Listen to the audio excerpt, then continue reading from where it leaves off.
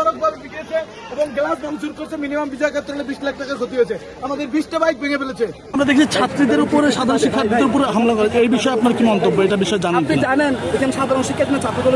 আমি বলছি আপনি বলছেন সাধারণ শিক্ষার্থী, আমি বলতেছি এগুলো ইশরাকের কর্মী করবি। আপনারা যারা গণমাধ্যম, আপনারা অন্ধ হয়ে গেছেন। আপনারা এই আন্দোলনের মধ্যে সাধারণ শিক্ষার্থী দেখতেছেন। তারা এই স্লোগান দিয়েছে, তুই কে আমি কে, রাজাকার রাজাকার, এই স্লোগান দিয়ে তারা বিজয় খাতুন হলে বিধানকভাবে শিক্ষার্থীদেরকে তো পিটিয়েছে, সাধারণ শিক্ষার্থীরা ওদের প্রতিবাদ করছে, তাদেরকেও মারছে।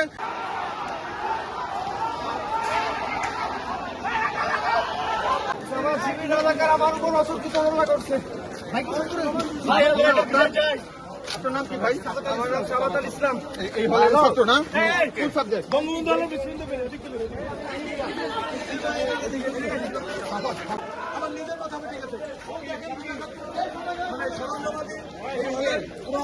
তারা বিতরকভাবে পিটিয়েছে এবং গ্লাস ভাঙচুর করছে। মিনিমাম বিজয় ক্ষেত্রে 20 লাখ টাকার ক্ষতি হয়েছে। আমাদের 20টা বাইক ভেঙে ফেলেছে। তারা যদি সাধারণ শিক্ষার্থী মেধাবী হয়ে থাকে, তারা এই কাজটি কি করলো, কিভাবে করলো? তারা এই স্লোগান দিয়েছে, তুই কে আমি কে, রাজাকার রাজাকার, এই স্লোগান দিয়ে তারা বিজয় খাতুন হলে বিধানকভাবে শিক্ষার্থীদেরকে তো পিটিয়েছে, সাধারণ শিক্ষার্থীরা ওদের প্রতিবাদ করছে, তাদেরকেও মারছে।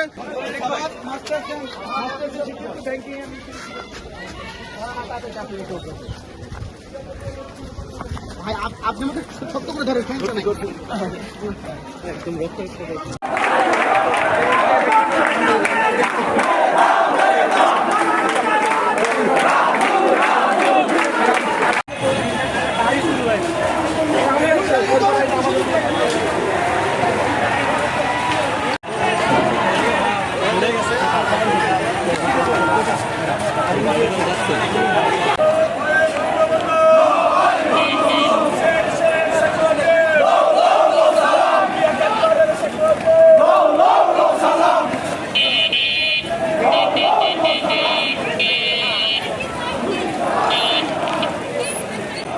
ঢাবির হলগুলোতে যে ছাত্রলীগের নেতা কর্মী আছে, আমরা ফু দিলে 5 মিনিটে টিকতে পারবো। আমরা দেখি ছাত্রীদের উপরে, সাধারণ শিক্ষার্থীদের উপরে হামলা করে। এই বিষয়ে আপনার কি মন্তব্য? এটা বিষয়ে জানেন? আপনি জানেন এখানে সাধারণ শিক্ষার্থী না ছাত্রদল?